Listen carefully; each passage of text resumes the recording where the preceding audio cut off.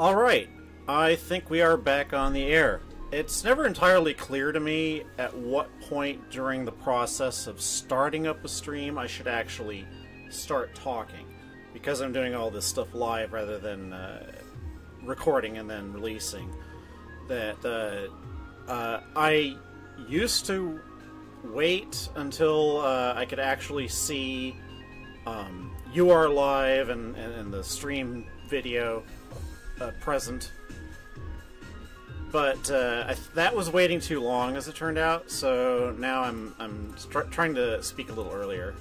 Anyway, I have a few things that I want to kind of get out of the way before getting back to what I was talking about. It's Christmas. Merry Christmas. Happy holidays. Whatever. I feel like, even though I am not Christian, I have to acknowledge that Christmas is a day that has more iconic weight. It's simply because of the society that I've been brought up in.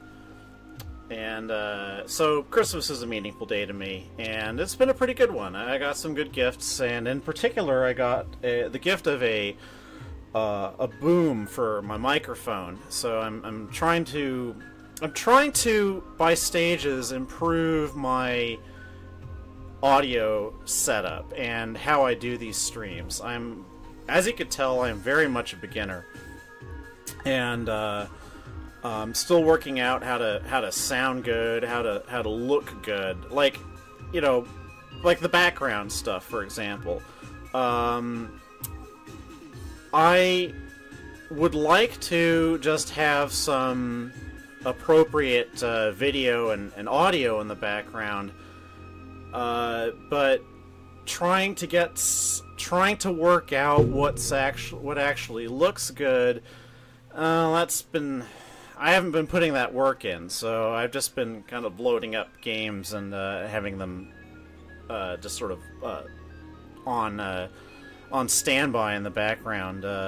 I kind of thought cheekily that another medium was appropriate for talking about this this matter, because well, you know, I am using another medium, in this case audio broadcasting, as a tool to try to help myself develop a magical practice after all the flailing around and sorry, there might be a problem here. Just a second.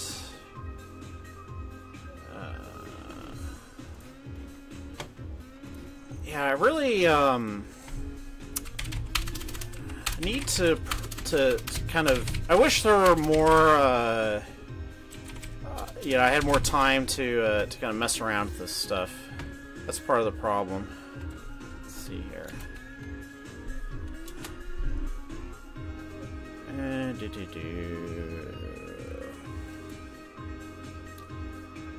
Copy shortcut. And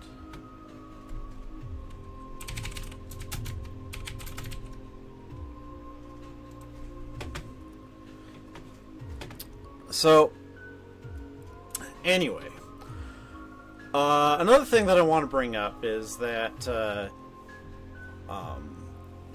this isn't like I've been meaning to do these this talk on magical kind of magical journey stuff. I've been meaning to do this more or less regularly on Sunday evenings. It is not a Sunday evening, but well, it's a day immediately before a day I have to go to work. It's getting dark out. It's kind of a Sunday evening. It certainly has that feel to it.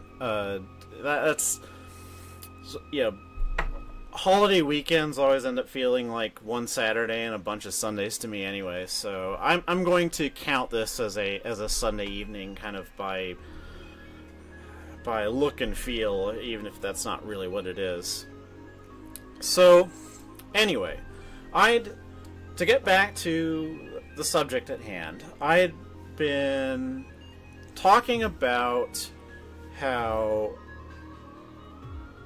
I first got, you know, I was raised as kind of as an atheist, and became a science geek because of the kind of stuff that I studied in school and the kind of guidance I received from my parents, but got into trouble at school that kind of made me emotionally receptive to starting to think about things other than science, and discovered C.S. Lewis during that time, and in particular the Screw Tape Letters, and that kind of led me in kind of the curious direction of studying classics and getting into Greek and Roman stuff.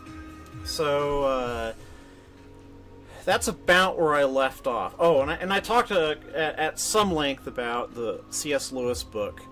I was talking at some length about the C.S. Lewis book, Till We Have Faces, which was an important one for me.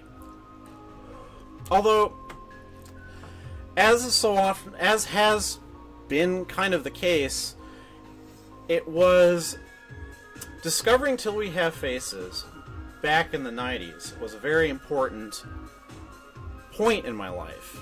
A very important memory, as it turned out. That's a memory, however, that would not become important until much later. A lot of my more recent spiritual experiences have had this character. They've linked up key moments that are often buried deep in my past, and basically confer new significance on stuff that seemed important at the time, but I didn't know why. So I was moved by Till We Have Faces, but it was a kind of diffuse, like, this is really important, this is moving me, but I couldn't have told you moving me to do what at the time. And in retrospect, I can say that I probably responded to Till We Have Faces more than I responded to any other Lewis work. Responded to it in an emotional rather than just an intellectual, yeah, this makes sense way. Because it's the work of his that's probably the most, well, it's the most pagan. Lewis was an Anglican. Very famously, he converted to Christianity.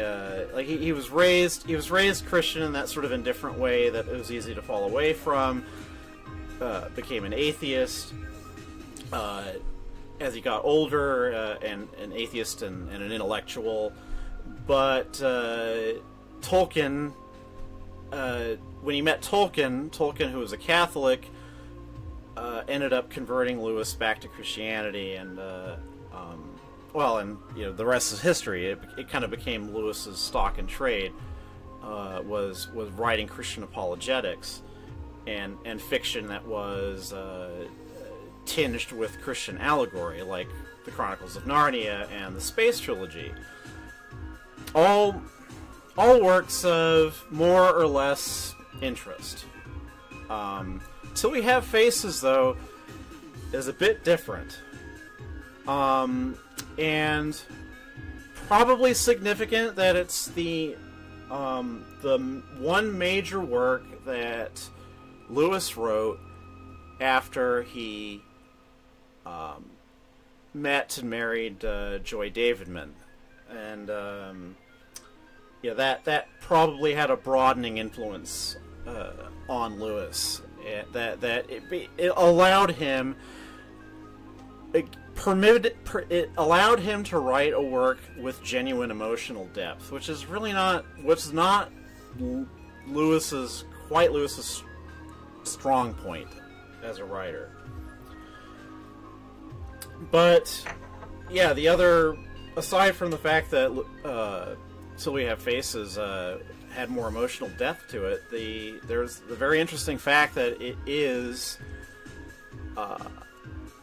very much about this pagan story. It's maybe it may be one may how do I put this? One may accuse C.S. Lewis of taking a pagan myth, the story of Eros and Psyche, and putting a kind of Christianized gloss on it that isn't necessarily overt. He's not explicitly saying that you are supposed to draw analogies with this story about Eros and Psyche, this version of it anyway, and Christianity. You're supposed to make that comparison the way that you're supposed to compare Aslan to Jesus. He may be doing that. I don't think he is, though. And because I don't really get that feeling from Till We Have Faces like you do from so much of Lewis's other fiction, that this is just Christianity with the serial numbers filed off. You definitely get that in Narnia. In Narnia, it's just right. It's right there. And same thing with the Space Trilogy. The Space Trilogy is quite explicitly Christian in its iconography. But Till We Have Faces feels like there is something else moving it. Something that spoke very deeply to me when I first read the book in the 90s, although I didn't know why. C.S. Lewis had a curious relationship with classical paganism. He is said to he regarded himself, he said in correspondence, as a converted pagan, and he mentions that one of the key points in his life, one of his moments of joy or longing that I talked a little bit about on Sunday, that one of those was triggered by a few lines of poetry about Balder. Balder is dead. Balder being the son of Thor and Frigga, that ended up falling victim to the trick that was pulled by Loki. I have certain thoughts about this, but I'm not going thoughts about that whole story, because fast forward, I consider Loki to be a kind of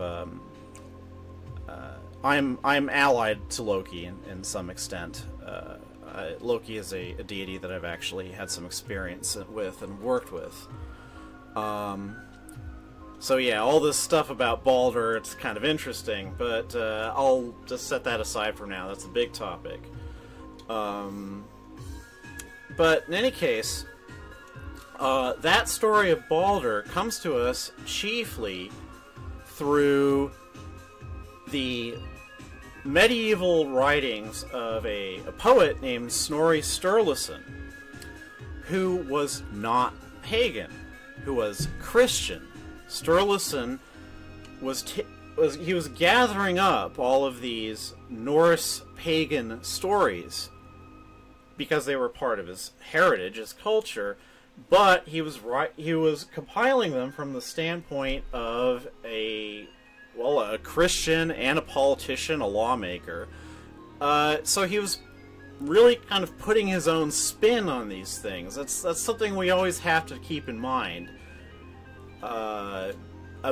Like, basically, our sources for Norse mythology are almost entirely Christianized. So, we'll always have to sort of kind of figure out what from those stories is actually legitimately Norse, and what was a value that got kind of folded in later. So maybe one can accuse C.S. Lewis of doing a similar thing with Till We Have Faces, taking a pagan story and kind of Christianizing it. But if that's what Lewis was doing, it's not very obvious. So basically, I take Till We Have Faces as a kind of pagan fable, a retelling of a pagan fable that is still essentially pagan, that talks about not God and Jesus, but the gods. And it was the first such story that really had that got to me in a way that others had not. So, Till We Have Faces, it was an important milestone, although I wasn't really quite to its full value did not come home to me until, well, earlier this year, actually. I have sometimes come to think of my my emergence as a trans woman as basically in analogy to what Orwell said about not being able to meet the gods face to face till we have faces. That it took me 42 years to finally have a face and a voice. And until before then, I was buried. I was not conscious as fully conscious as a person. I was walking around and talking, but it was like dreaming. I don't know. I'm being fanciful. So, in any case, I think I've talked enough about Lewis and his influence on me. Now it's time for me to talk about what happened to me after that. Because, well, let me put this back into kind of personal historical context. I was getting in all this stuff in the mid to late 90s, reading all this stuff, taking all that Latin and Greek, and also, by the way, making my first friends in school for a while. Like, I'd had friends in high school. I didn't, because I was a science geek. Caltech, I did not have friends at Caltech, and I did not have friends in the computer science department at San Diego State University. But classics and humanities at San Diego State gave me a kind of little environment to swim in, and people that I like to talk to. So it was that was starting to kind of wake me up a bit.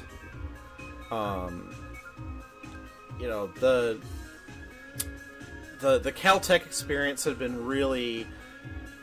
had crushed me down very, very low. I was very, very far from myself. As probably, I honestly, I kind of think during this whole time it was really hard to say that I had a personality. Really. I feel that one of the things that taking classics at San Diego State, that one of its beneficial effects was that it started to give me some idea of what I wanted in a personality. And that sounds kind of weird, like how would studying classics do that?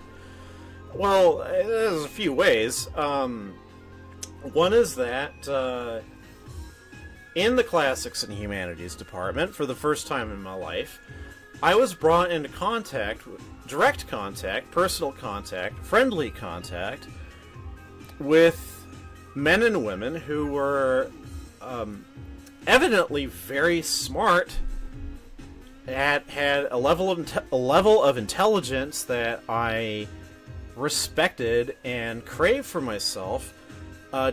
Basically, you know, similar to when I was a science nerd, except these people weren't science nerds. They were all about the humanities. They were all about literature and history and all this cool stuff that, as a science geek kid back in high school, I didn't give a shit about. Like, because science was the only thing to me back then. So, I mean, right then and right there, that was a big thing. You know, having my mind open to a greater span of human endeavor. And I remember in particular, one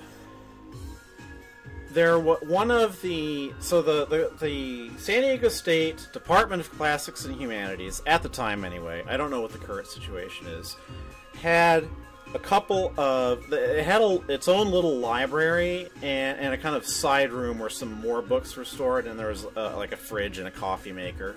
So yeah, like it had these kind of private rooms that the department kept the keys to, and it was so lovely to have this refuge in college. Let me tell you, to be able to just grab a key from the Classics Humanities Department secretary and just go to that library and spend hours there, like you know, surrounded by books. I could do whatever I wanted. There was privacy. There were like-minded friends. Yeah, it was a pretty nice time. And in any case, one of these rooms had a motto. Like, I can't remember exactly how it was put up. Like, whether it was painted on the wall or whether there was a poster. But the motto was a sentence in Latin. And words taken from the Roman playwright Terence. See here, I can't quite remember the full Terence's full name. Sorry, it's been a while, and I am a little stoned. But the words are nihil humanum a me alienum. Nothing of humanity, nothing human is alien to me. You know, you just leave out the is. Or I believe that the full quote is actually nihil humanum a me alienum puto, which means I think in Latin. Puto means I think, but puto also means sex worker in Spanish. So I usually, that wasn't in the quote, probably for that reason. You don't need it anyway. Nihil humanum a me alienum. And I took this as a kind of... These were words to live by. Nothing that humanity does, I decided, was something that I couldn't take an interest in.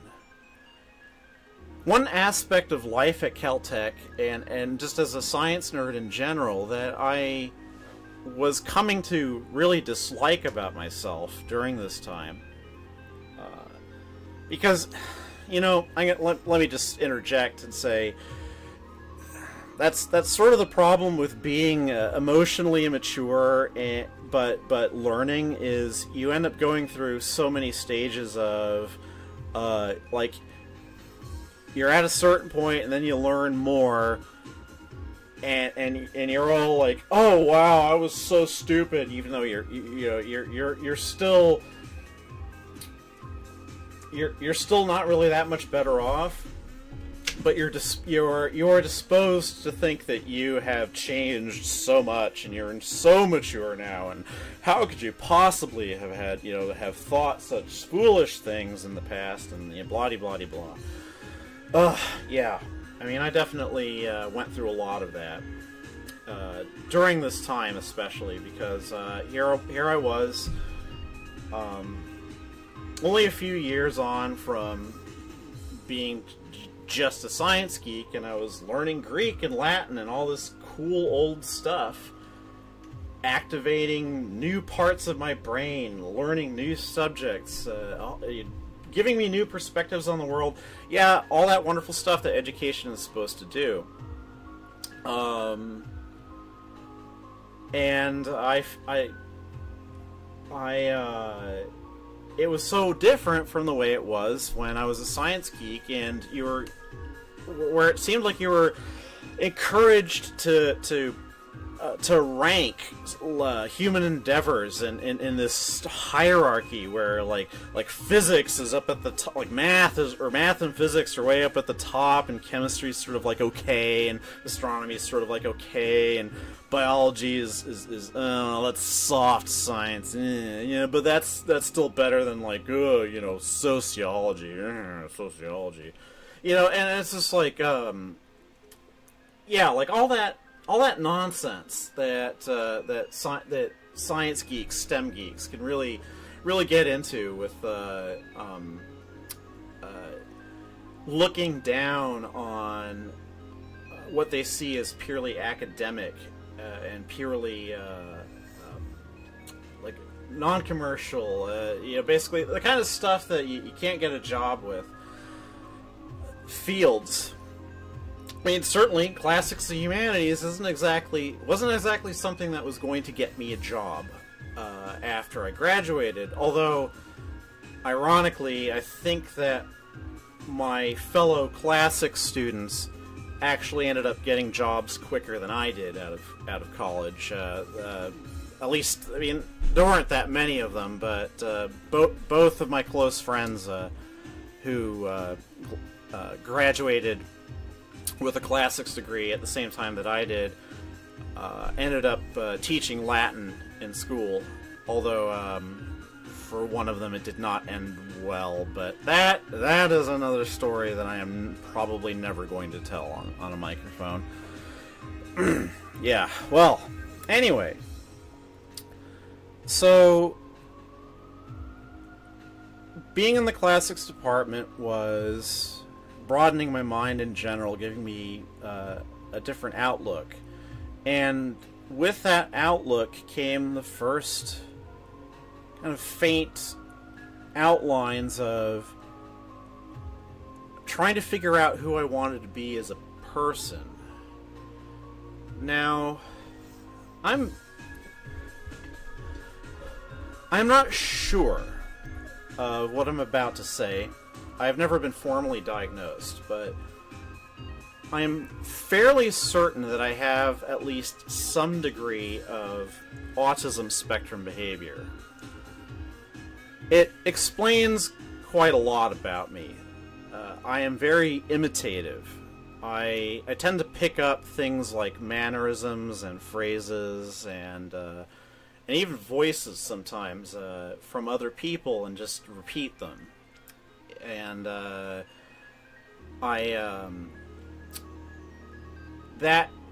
is actually sort of how I've built outward personality. It's been kind of interesting because this has been mostly an insensible process in the sense that I don't quite realize that I'm doing it. Although I'm far more aware of it now than I used to be. But I've had numerous, basically, spiritual experiences, periods of profound insight where I'm all of a sudden I'm remembering, oh yeah, I got this little bit of myself from that, like from that teacher, like that teacher back in 10th grade or whatever, like that. It's like that's kind of how I've put myself together with all these bits that I've copied and made my own. At least that's how I started. And so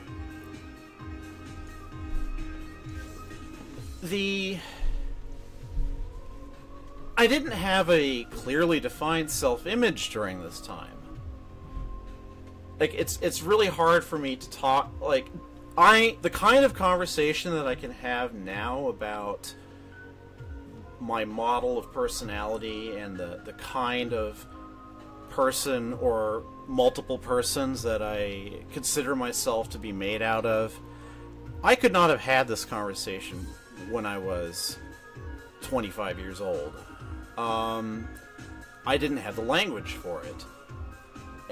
There wasn't anything in my experience that would have permitted me to think of myself the way that I do now. But I do now realize that during this early time, this SCSU Classics time, is when I was first slowly piecing together the persona who would eventually become my main front personality, and that was the unicorn. That was Monoceros, or Monophilos, or Mono. Let's just say Mono. Because Mono was, among other things, an idealization of the kind of scholar, like I mentioned last night, how when I found myself reading all of these works by Tolkien and Lewis and Charles Williams and Owen Barfield, all of these classically educated men, the quality about them that I most admired, just collectively, was that they were academics, they were scholars, and by degrees I began to imagine myself, idealized, as a scholar, and I also imitated, kind of semi-consciously, a couple of the actual, like my classics professors gave me some of the habits that I have still. Like, one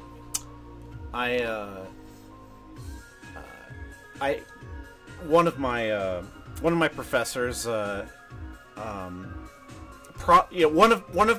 was a particular one of my Latin professors who is probably like my sort of the way that Monophilos Forticos used to be, the way that Mono used to be, kind of all gray and schoolmasterish and just like like very conservatively dressed and courteous and all that. That this sort of classics professor persona that Mono the Unicorn loved so much. The seed of that is actually one particular professor at San Diego State University whose mannerisms and just sort of manner, I guess, really made an impression on me. I really liked this charming old guy, and he was a model for me. So, well, that's another of the things that happened during this time that would end up becoming important down the line. So, one thing that I'm sorry, I stumbled a bit there. Let me pick the thread back up again.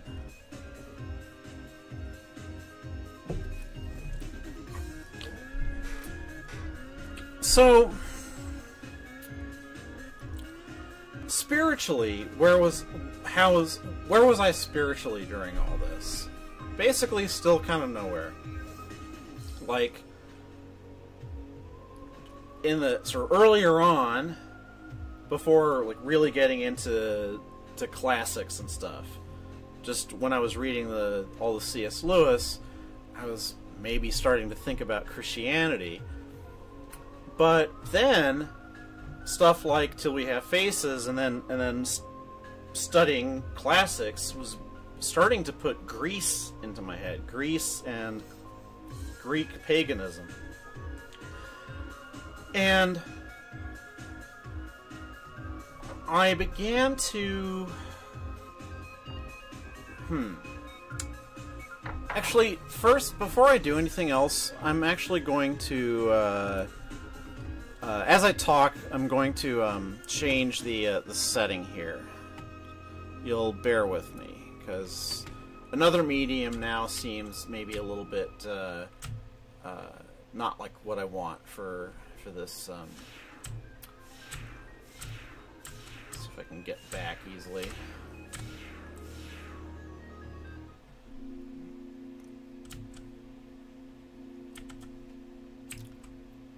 Quiet Water's a little better. I don't know why Quiet Water is in this part of the game, but it'll do.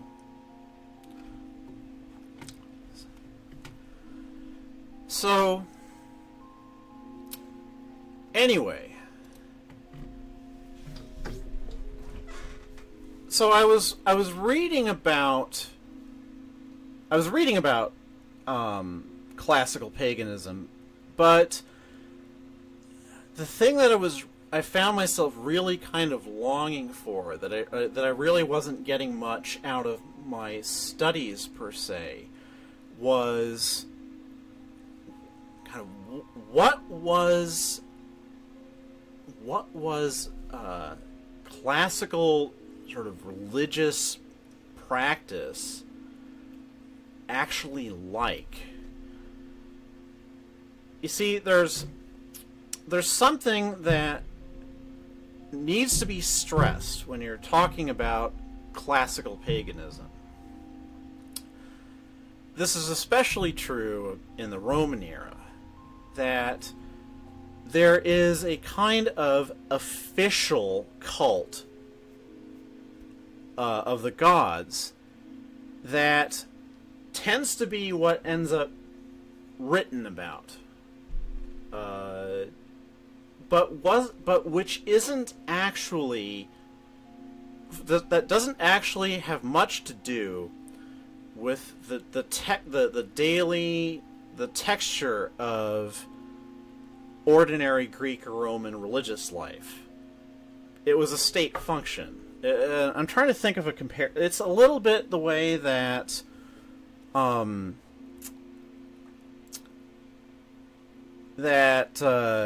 England is still officially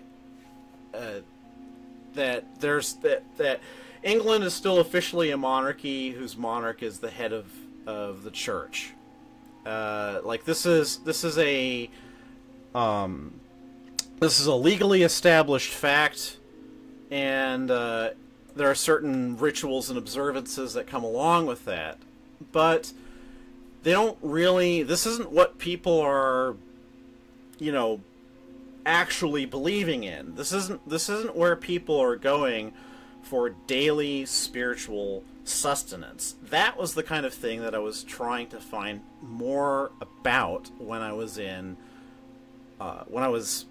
classics class. And the thing is, it's really not the sort of thing you're going to get from the curriculum, because what you're reading and translating is like, rarely are you getting stuff that's basically not meant for a small, fairly elite audience, especially in the Roman era. Like take Virgil's poetry or take Horace's poetry. Like this wasn't stuff that this wasn't the stuff that people were reading and singing in the streets. This is the stuff that the upper classes were dealing with, reading, and so the one place that I got hints of what kind of sort of more ordinary religious life was in Greece,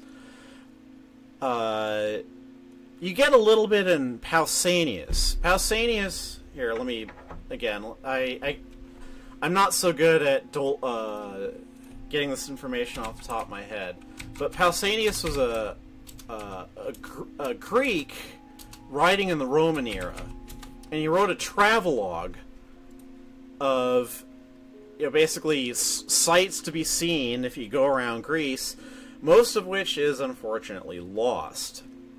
So, yeah, so here's the Wikipedia summary. Pausanias was a Greek traveler and geographer of the 2nd century AD who lived in the time of Roman emperors Hadrian, Antoninus Pius, and Marcus Aurelius.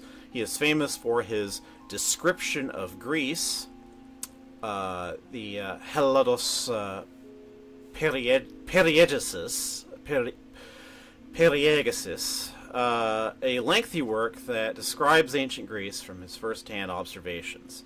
So, here was this 2nd century Greek guy just kind of rambling around Greece, visiting all the towns and describing all of their little local festivals and temples and stuff like that. So this is a work that actually starts to get into a bit of this material that I was looking for. This what were people actually, what kind of religious observances were people actually doing, as opposed to what the state was doing. And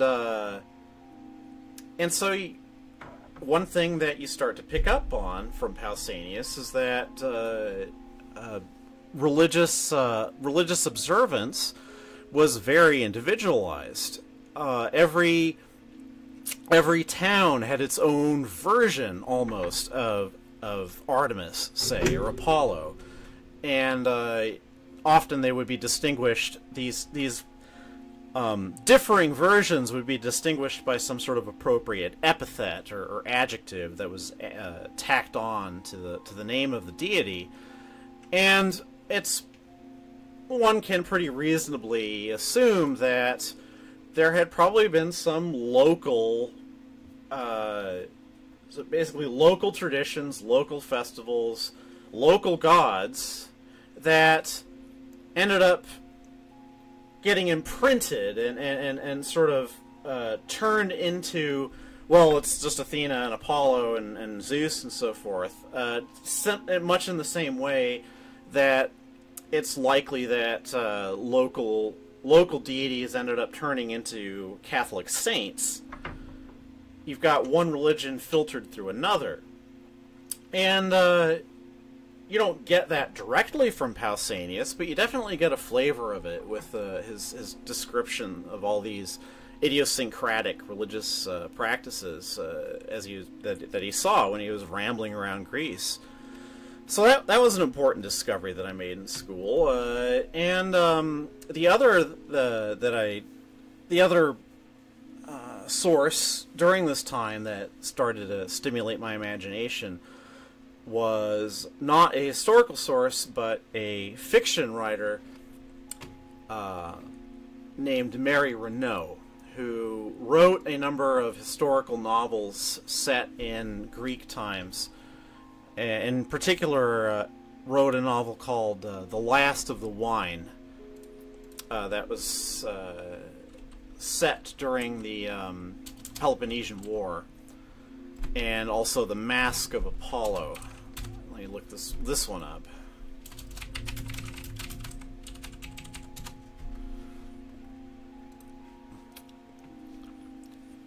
So, The Mask of Apollo is a historical novel written by Mary Renaud. It is set in ancient Greece shortly after the Peloponnesian War.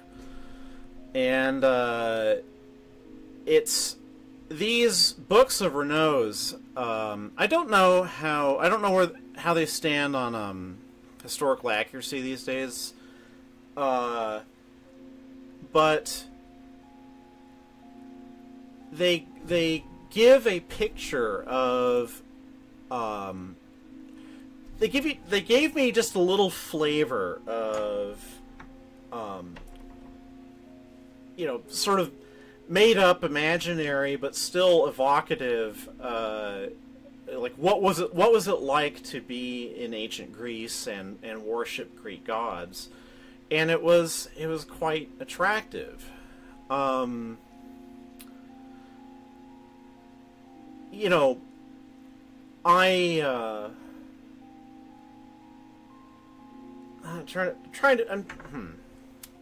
find myself at a little bit of an impasse, and I'm trying to figure out sort of how best to proceed from here.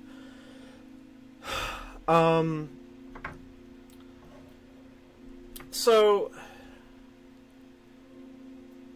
what I'm trying to convey here is how, at roughly this time,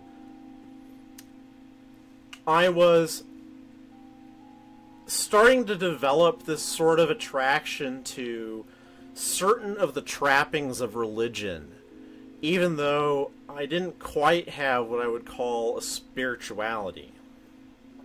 Like, I mentioned having the kind of the moment, the moment of longing or joy, the connection that I made when reading Till We Have Faces. And that was important, but it was also it was not a usual occurrence. And it was not something that was happening to me a lot, or at all. So, I was starting to develop this sort of interest in religion and ritual, and tradition.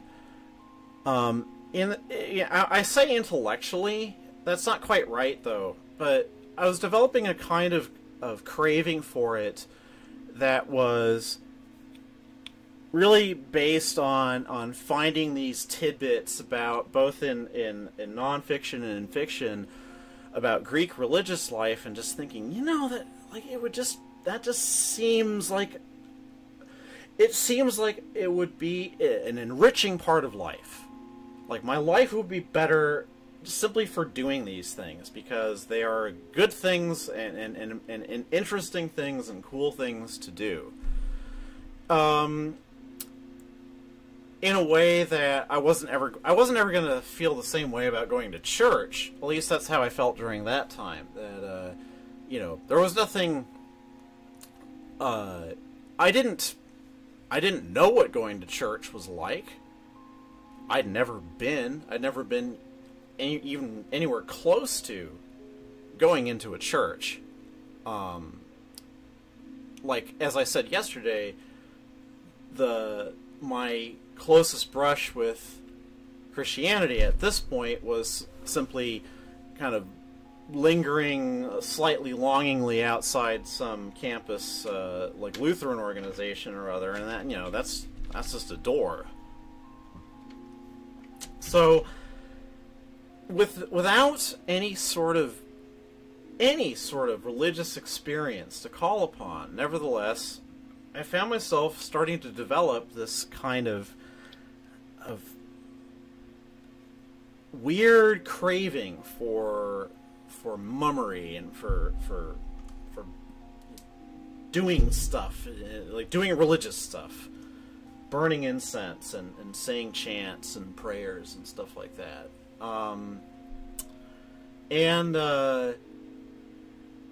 So how then was basically, what was I going to do with this craving? How was I going to channel it? I didn't really know. There was only one person in the world who knew anything, aside from myself, who I could tell this stuff to, and that was during from the late 90s into very early 2000s. I was a correspondent of a science fiction and fantasy writer named Joe Walton. Now,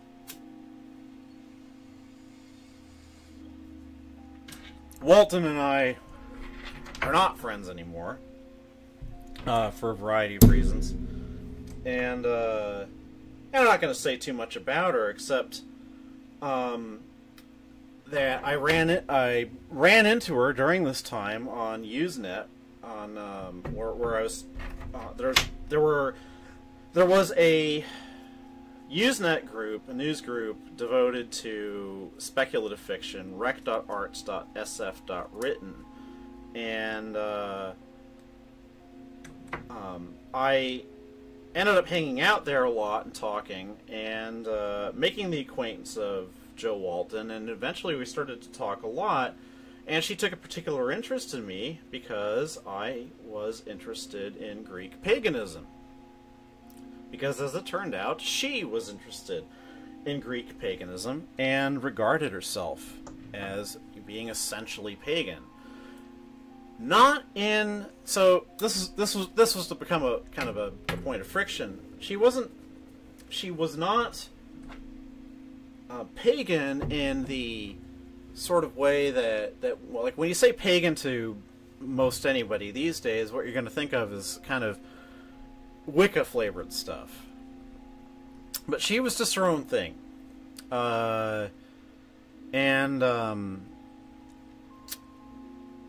So it was to meet someone like that. It was a pretty remarkable time to meet another person who seemed to believe really sincerely in these gods and goddesses that everyone was saying, like, oh, these are all dead, no one believes, you know, they're not real, or they don't exist anymore, or whatever the official line is supposed to be about the Greek pantheon. I finally, for the first time in my life, met someone who really, honestly and truly believed in them. And that was very important to me, even though these days my attitude towards the Greek pantheon is quite a bit more reserved. I'm kind of glad I didn't get pulled that direction, let's put it that way.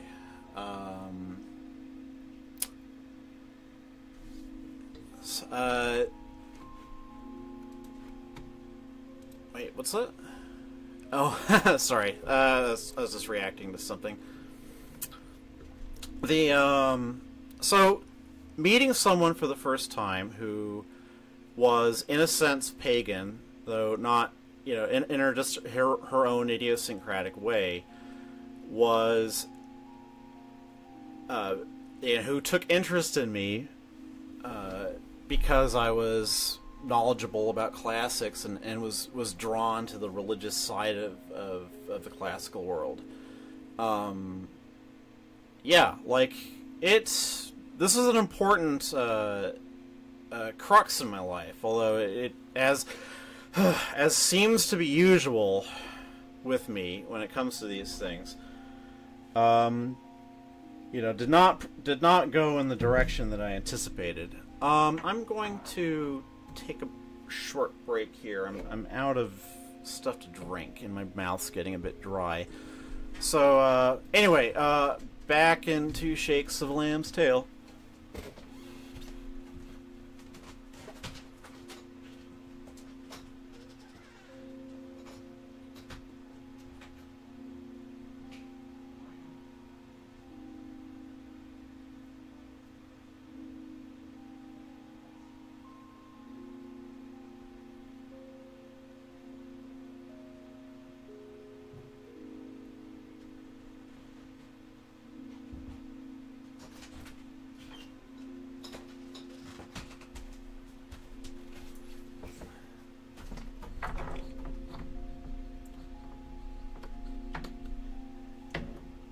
Okay, got soda here.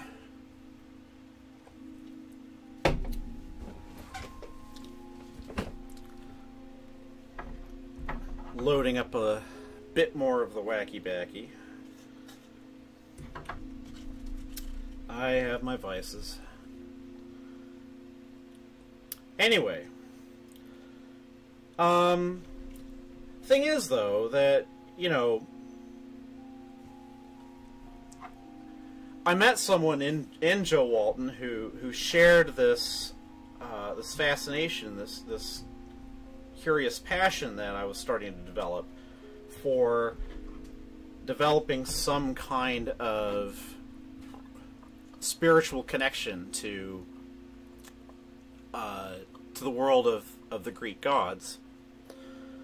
But I would end up, in the event, getting pulled in a quite different direction because of someone else that I met online and in the same place, in the same news group, rec.arts.sf.written.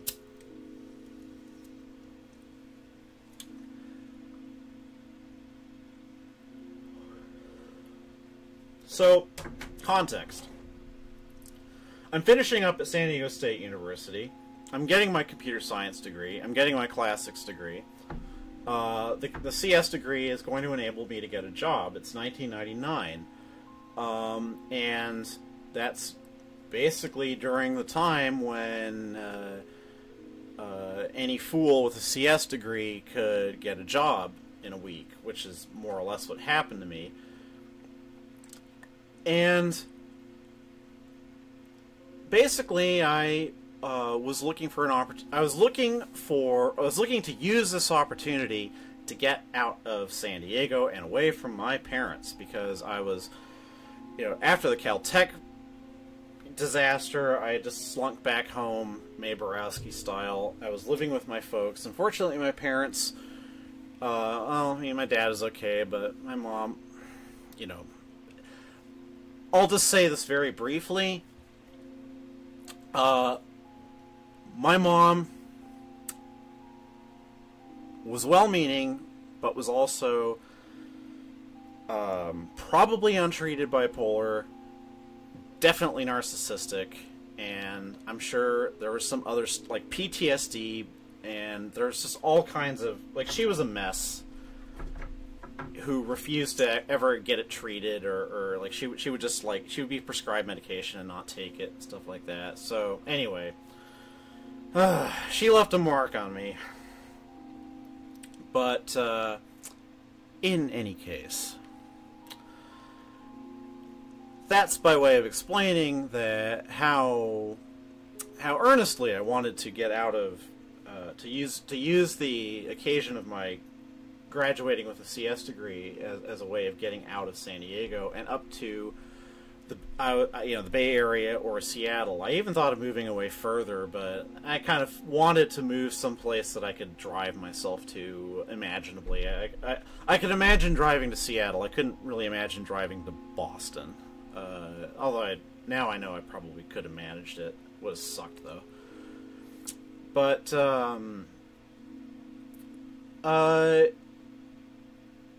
as it happened, there was a Seattleite I had come to be friends with on rec.arts.sf.written. A woman named, I can't remember her full name, Mary something or other. Mary. She's married. And like Joe, she was an aspiring writer, but a very different sort of person, and she had a very different sort of spirituality, but one that turned out to exert quite a lot of fascination on me. Mary was Wiccan, and I ended up becoming good enough friends with Mary that when I finally graduated from San Diego State University, I ended up living in Mary's house for a month until I got a job and got my own place set up.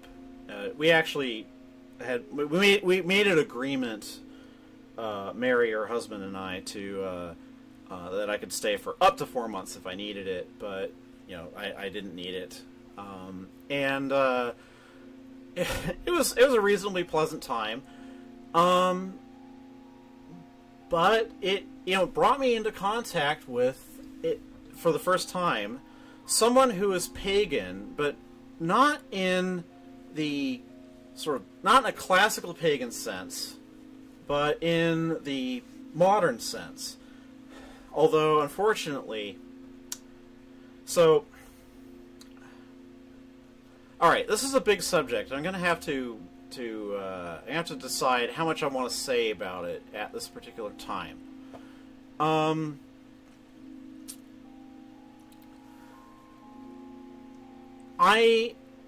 have come to a far more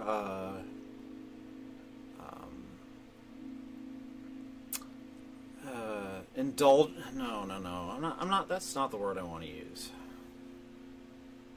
God, why am I making this so difficult?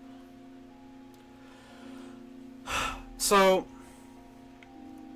all right, let's cut to the chase. These days, I am not obsessed with authenticity. With basically what I do in a spiritual practice, a religious practice. If I happen to know, or be reasonably certain anyway, that I am doing something that has genuine ancient, basically, it has been attested from ancient times. If that's great. Like if you can actually manage that, that's super cool. I definitely still value tradition in that sense. Tradition as a source of meaning is very important. However, that does not mean that other things that don't have tradition are meaningless. There are different sources of meaning. I accept this now without much problem at all. Back then, though, I didn't. And,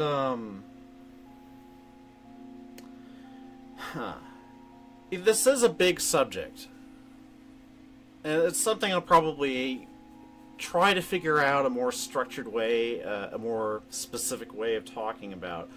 This whole, I think it ends up being a real problem for people who are trying to get into paganism, but who are kind of smart enough to know that, you're not really doing anything that's old.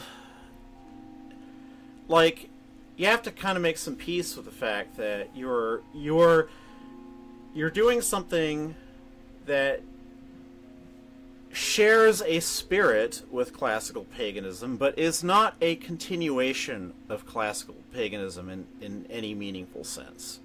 It is its own thing. It is a constructed religion, a reconstructed religion, if you like. If you're striving after authenticity, these days I simply don't think it's basically, I've learned that other things mean more to me now. So, authenticity can be useful, but it's not the only way to go about finding things to believe in. But back then, it was the only thing that I could imagine. Like, kind of like the Heinrich Schliemann thing. I mentioned last week, or yesterday rather, Heinrich Schliemann was moved to excavate his relic because he had a burning belief that the Iliad was describing events that basically it was history. It was based on something that actually happened. And it's a great motivation. And it made him plow up a hillside. Although, unfortunately, he ended up destroying a lot of stuff in the process because he wasn't that competent an archaeologist. But then no one was a competent archaeologist at the time.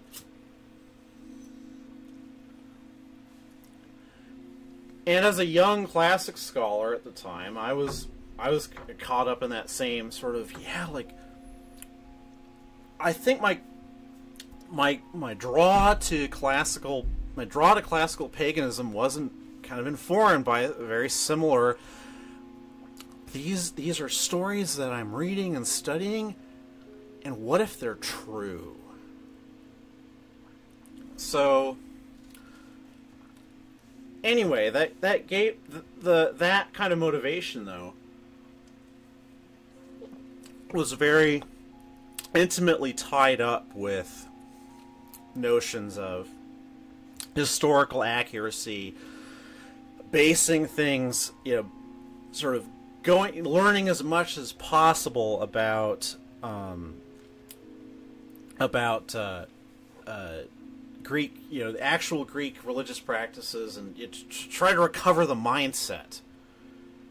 Because that's something that I hadn't counted on bringing this up, but it's something that I feel compelled to interject now. That I think one of the draws of getting into paganism that was starting to develop at this time, I don't know if I would have put it to myself this way at the time, but it was sort of craving a different perspective on things. Trying to see the world through the eyes of people with different values, who looked at the world in a fundamentally different way, and to try to look at it that way yourself, if you could, as close as you could approximate. That was part of the draw.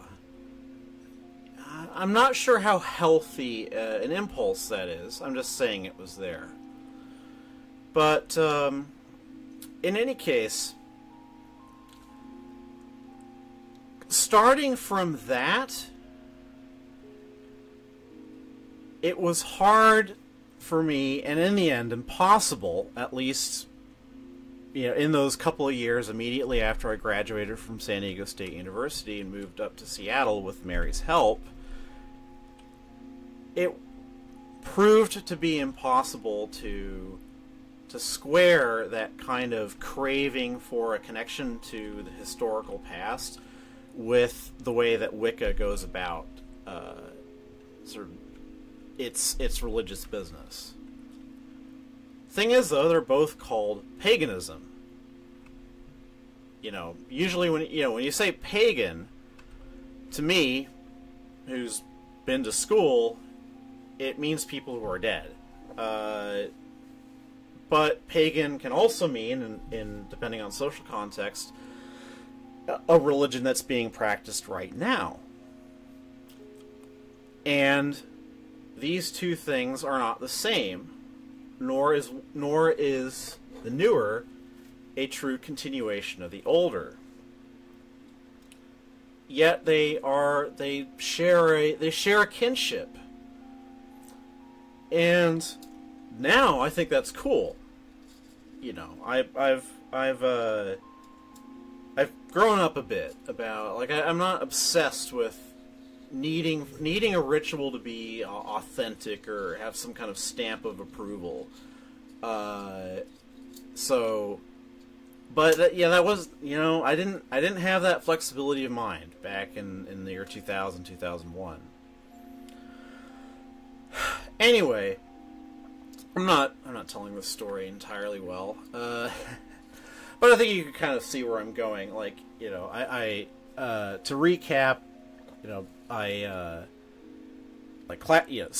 classical study sort of led me by ways indirect to make friendships that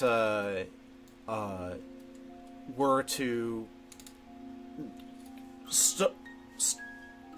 oops, sorry, I shouldn't have done that. I made friendships that were to stoke my interest in paganism and polytheism, but a specific friendship was to push me towards trying out Wicca.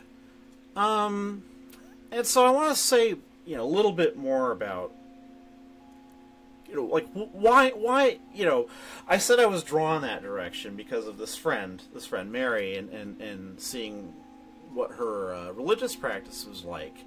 And I want to talk, a bit more about that because, the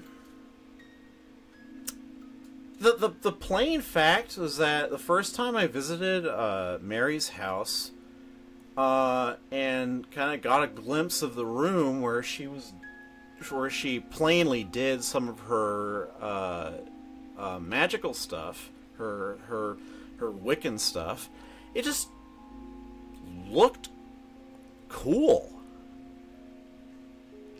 Like, basically, you know, I couldn't tell you why exactly, but all I knew was that when I visited her and saw her, you know, her kind of altar and stuff like that, it's like, gee, I wish I had one of those.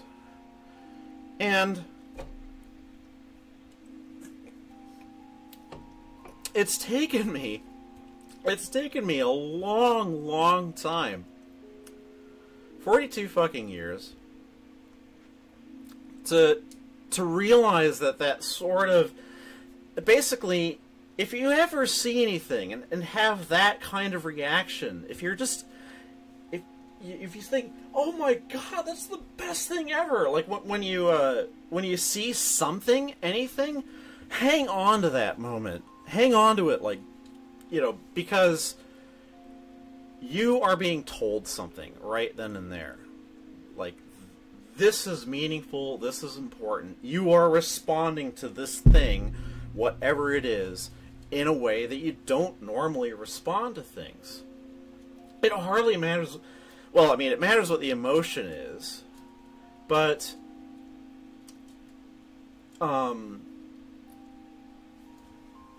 the stuff that we work with is rooted, first and foremost, I think, in the emotional attachments that we form to things, to people, to concepts. And so I didn't know it then, though. I mean, I knew that a sense of, like, sorry, let me start that sentence over again. I knew about the emotion, that intense feeling of longing, of C.S. Lewis's joy. I've described that. I knew that concept, and I'd even experienced, pardon me, I knew that concept, I'd even experienced it once at this time. Kind of that deep, really deep sense of connection with the spiritual, as I would put it now. But so that kind of experience could get through to me, but kind of lesser emotional connections that were still unusually strong, which now seem highly significant to me. At the time, it was just, oh well, I have a feeling about something. So, basically, I missed the hint. I missed the clue, because I had not been, all my training was, like, rationalistic. You know, you were supposed to ignore your, like, when you were doing a scientific experiment, you're observing something outside of yourself, and whatever you feel about what you are measuring and observing and so forth is irrelevant from a scientific standpoint. However, eventually I was to learn that, how your emotional response to a stimulus is actually valuable information. But I wasn't trained to think of it in such terms at all. I don't think any of us is. Emotions are things to be regulated and dampened and not permitted to get in the way of things, and blah-de-blah-de-blah. So I think it's really unfortunate that I missed a big hint back then that I should have pursued, but I didn't, and I'm feeling kind of sad about that. And the hint simply was is that I had a definite attraction to what my friend Mary was actually doing in magic. Just like it, I didn't know what it meant. I just knew that it was like, oh wow, look, like there's like feathers and like a ceremonial knife and just all this like stones, and it's all so cool. You know, that's kind of these days also that's Kel in me. You know, because Kel's my dragon spirit, dragon side, draconic familiar. I've got a lot of terms for Kel, and Z is basically those moments of just instant connection with something. Those are the moments that Z owns. That is Kel just going, yeah, shiny. You know, that's you know, it's become a very important kind of thing for me to watch for in myself. But back then, it was just sort of, it was inexplicable. It was just sort of, well, like, this stuff just seems really cool. I don't know why, but, you know, I guess it should be something I should do, right? There, again, being autistic, you see something cool, you imitate it. So, I got into Wicca. And I didn't understand what the fuck I was doing. It was all gibberish to me. And I'll cut to the chase there. That,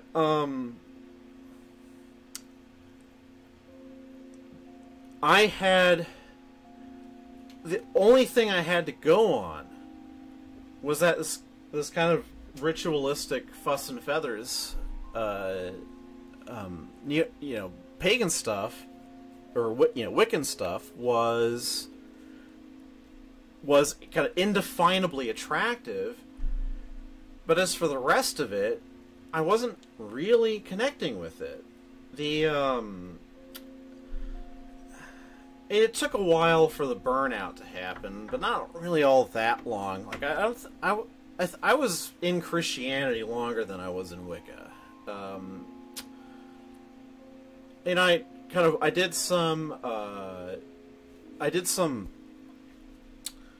stuff with a sort of semi-public group that was loosely affiliated with the Unitarian Universalists.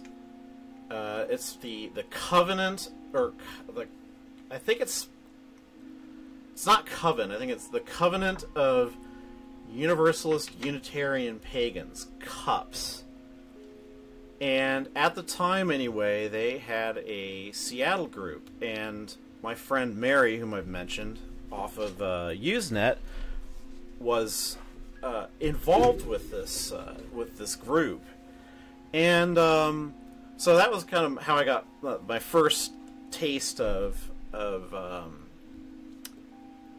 Seattle paganism. Was through this group, and it was kind of cool, but I don't know. It got into like sort of personal stuff that I'm not going to go into here. In any case, from there, I ended up going to an event that's still held every year on the Easter weekend by the rather unfortunately named Aquarian Tabernacle Church. Puts on this thing that they bill as a recreated Eleusinian Mysteries. Well, as you might imagine, with my classical background, that was gonna spark some interest in me. And so I actually want to talk a little bit about that in particular. On the other hand, I notice that I've been talking now for about 80 minutes. I think I'm going to again, I realize that I've sort of been rambling on in this. I don't know. It's just sort of fun to go back and go over this stuff. It's sort of setting things. It's setting things in order in my head as I talk about it to an extent. Which is kind of one of the purposes for me doing this. But yeah, I did kind of want to get through a bit more. Well, as I told my friend Vedia earlier, the important thing for me to do, first off, is just to do this, just to keep on doing this, keep on broadcasting, keep on talking about magic. I can make it pretty later, basically.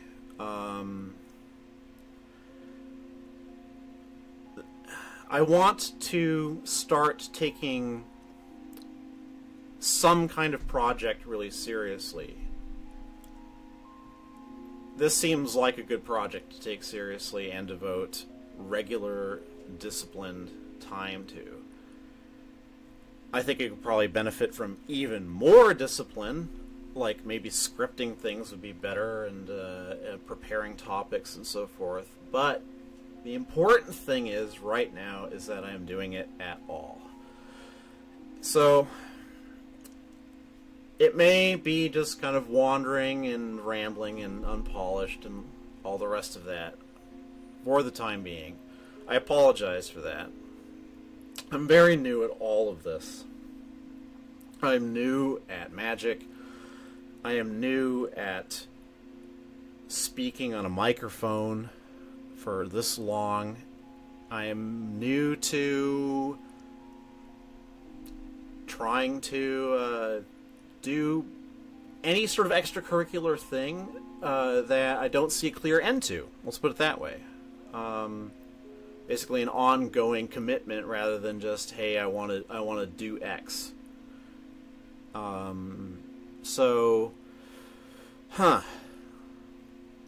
I really hope that I can, that this develops into something useful and into something that is interesting to listen to.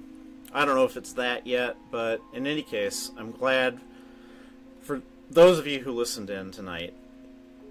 And I will probably be back on this subject. This probably will be an actual proper Sunday. And, well, this is Kara Dreamer, signing off.